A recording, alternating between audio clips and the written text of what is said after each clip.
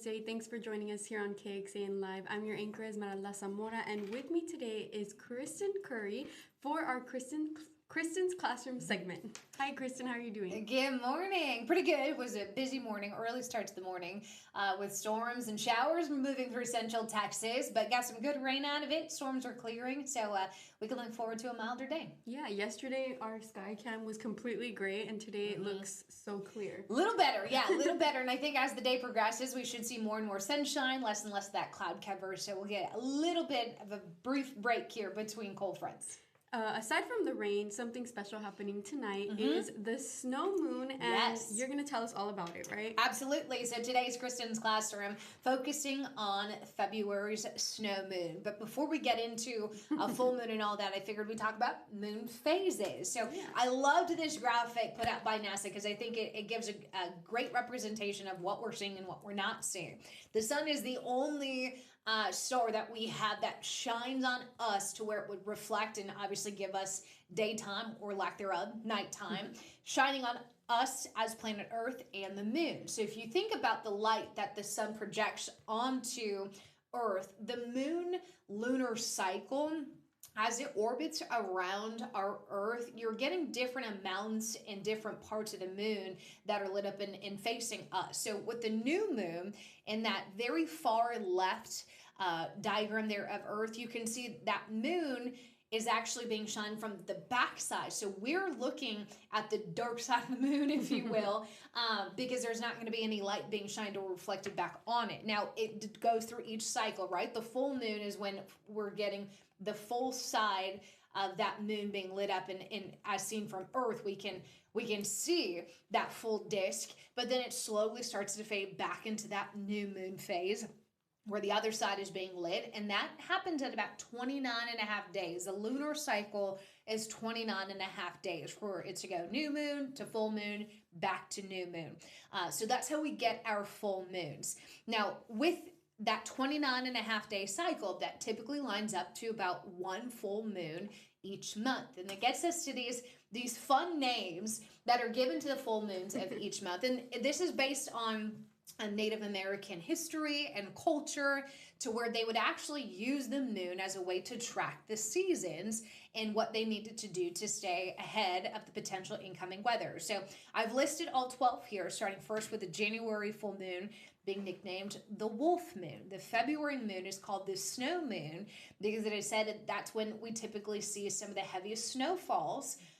And that obviously, is playing out right now. We talked about this earlier, the fact that we've got big time winter storms moving to the north of us, burying parts of DC and about 6 inches of snow yesterday. And there's another storm on its heels. So although we might not get a whole lot of that snowfall down here in Texas, we can get a little bit. Typically February brings some big snow. So way back when, that's what they nicknamed the full moon in the month of February. And Nick even mentioned to us yesterday here on KXAN Live that the freeze season is not over. So it's a possibility. No, for sure. Yeah. And moving forward, March is given the nickname that worm moon when we see the full moon in March, because that's typically when the ground would start to thaw and the earthworms would come out. April's full moon, nicknamed the pink moon because that was the earliest start to some of the flowers blossoming. May's full moon, the flower moon, because that would be when you would see most of the flowers blooming in the late springtime. Strawberry moon in June because the strawberries would start to ripen. July, the buck moon, because the deer, the antlers would start to come through. You'll notice the corn moon, the harvest moon, those kind of self-explanatory. Sturgeon moon, that's a fish that they would stock up on. The beaver moon in November, that would be when they'd set out their beaver traps to get them and stock up on their fur for the colder months. December being the cold moon because we get some of the darker and longer nights here in the year. So I think it's really interesting when they do come up, because there is some slight variations year to year on the day. When they do come up, we try and give you a heads up. Hey, look up. This is, the snow moon.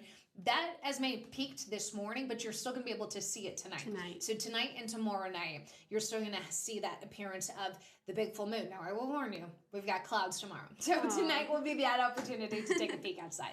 And Kristen, how long does this snow moon or the pink moon, all the moons, last for?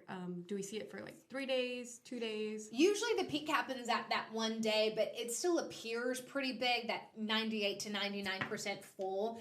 And when we say that, we mean the amount of the moon's disk that we face is lit by the sun. It's also interesting that, the moon rotates around the earth 29 and a half days, but the moon just rotating on itself rotates at the same rate we do. So that's why we're always looking at the same face of the moon, right? We're always looking at the same side. It's just a amount of the sun is not lighting that same side. But this would be able, you'd be able to see it tonight and tomorrow night, weather permitting. But I do think it's something cool. It's a teachable moment. Sometimes we can see the super full moon, and that would be when the moon is closest to us on its approach in its orbit, so it appears even bigger. Obviously, we know the moon doesn't change sizes, right? It's still that big hunk of cheese, still the big block of rock that we've got out there. So sometimes as it moves closer to Earth, it appears bigger. So when that lines up with the moon phase being in the full moon, that's when you get these huge, the photos are phenomenal. I'm sure some have seen it. These huge moon photos where it looks like the sun at night. So we don't have a super moon this time around, but you will see the full snow moon tonight. Hey, I'm excited. I have plans to stay out late tonight, so I'm going to go out and look at it. What kind of effects does the moon phases have to us here, or to our wildlife, or to our waters? I'm sure the animals would respond to that, especially, with more of the sun lighting the moon, you're able to see a little bit more at night. So I would assume that might be a little bit more activity for animals. Obviously, we know the tides are affected by the gravitational pull. And so that's more of the position of the moon than it is the phase of the moon. The phase of the moon is just solely related to the amount of sunlight being shown directly at the moon or being reflected from the earth on the moon. But I do think it's kind of cool to think about way back when they would before rely calendars on the moon. Yeah, before calendars, before clocks. They would see that full moon and think, oh, okay, this lines up with when the earthworms start to come out, or when the deer starts to, grow their antlers, when the strawberries start to ripen, when the flowers bloom. Yeah, exactly. Yeah. It's just kind of, it makes you think, like, this is where we started so long ago, Native Americans here in North America, and still to this day, we call them these names. Now, there's also some other variations too. I know the Old Farmer's Almanac has some as well. But as a reminder, just kind of sneak in a little bit of weather, I think tonight's going to be your best bet to see that. So if you want to take the kids out, say, the moon peak, this is the most amount of sun that's going to be reflected on the moon, shining on the moon for the whole month of February, this morning and tonight. But the rain chance right now is about 10% this morning. That's going to disappear before tomorrow. The clouds come back, the drizzle comes back, and we're going to be much, much colder for tomorrow as well. And Kristen, about what time is the best time to step out and take a look at that moon? Everything just, right now with its peak, it's tough because you're battling a whole lot of sun. But later on tonight, once night falls, you should be able to see it. And I would suggest, given this forecast, I'll stretch it out so you can see the back end of the 7-day. Given this forecast, the earlier you do it, the better, just because those clouds are going to be coming in real quick later on tonight. Those are going to be with us tomorrow. I'm sure y'all talked a little bit with Nick Bannon last night about, how crazy this forecast is. Yes. How we're seeing such wild swings. We're jumping up and down, it's been a long time. And even talking with meteorologist Tommy House with me this morning in the Weather Center, we are limited by the technology and data that we have when it comes to forecasting, and we've made great strides in that. However, it's still an imperfect science. This morning when I got in at 3 a.m., all of our models were saying, hey, we're going to be in the 70s today. I was seeing it with the sunshine we anticipate today, warm front moving through.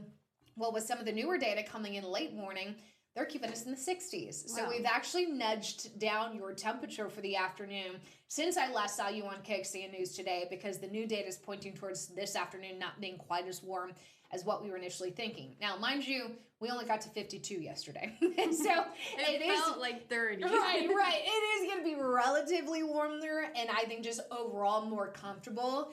But then tomorrow morning, girl, we're waking up to wind chills in the 20s. Wow. For most of us. So I would encourage you to check in every morning for the next 6 to 7 days. Be very vigilant about checking the Cake Stand weather app, because we are going to be having to make these last minute fine-tune adjustments to these temperatures just because of how in flux we are with this weather pattern. Yeah, but Kristen, that's just Texas weather. We're used to that. It is, and it's a whole lot better. I can show you, I was talking a little bit about the national forecast on the CW Austin mornings, and it could be a whole lot worse, y'all. It could be a whole lot worse. I'll show you just the country's so divided when it comes to weather. Yeah, it's like I down know. here, we're crazy weather. Up there, they're always cold. Let me see if I can scoot my graphics down and show you the national radar really had quite a bit going on. My computer is not wanting to play today. Okay, here we go. I'm going to show you this big picture, and it just kind of makes you think, all right, we could be looking at several inches of snow like they are in the Midwest and the Central Plains, or very heavy rain with the significant risk of hail and tornadoes down the deep south. Thank you. Or bracing for the 5 to 6 inches of rain that California is going to see over the next 24 hours with that storm system out west. So yeah, it kind of puts it into perspective, like, okay, yeah, we'll take the 60s and the mix of sun. And the right? mix of rain, too. Yeah, and that was so impressive. Let me see if I can find that for you. These rainfall totals, very rarely, I mean, if you've been in Central Texas for any amount of time, you know that very rarely do our storms overperform with rainfall. It's hard to get that here.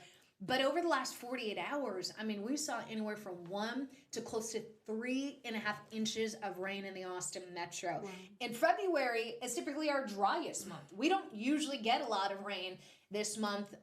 And I'll tell you what, in total, we average about 2.9 inches. So the fact that the airport picked up over 3.25 inches of rainfall, that meets our entire February rainfall normally. So we were so impressed and so grateful for what we got yesterday and what we got even as a little bonus round this morning when it comes to rain. Yeah, and rain here in Central Texas was much needed for us. So needed, yeah. And it's kind of nice when our temperatures are, yes, they're chilly, but they're so far above freezing to where there's no concern about any wintry mix, so you can just kind of relax and enjoy that cool, kind of cozy weather, if you will, with it being so chilly and knowing that there is a light at the end of the tunnel briefly with today's 60s and 70s. Well, our weekend seems to be looking a lot better than the weekdays. Yes, I think, and I can go back to the Saturday too, because we know Valentine's Day is on Friday, don't forget.